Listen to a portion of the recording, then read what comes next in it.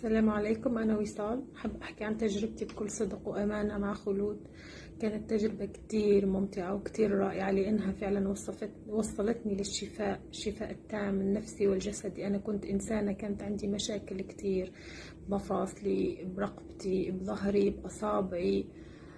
كنت كتير مزعوجة وكتير مش مرتاحة. يعني تخيلوا إنسان صغير يعني وعنده مشاكل، كل هاي المشاكل كيف راح يكون وضعه.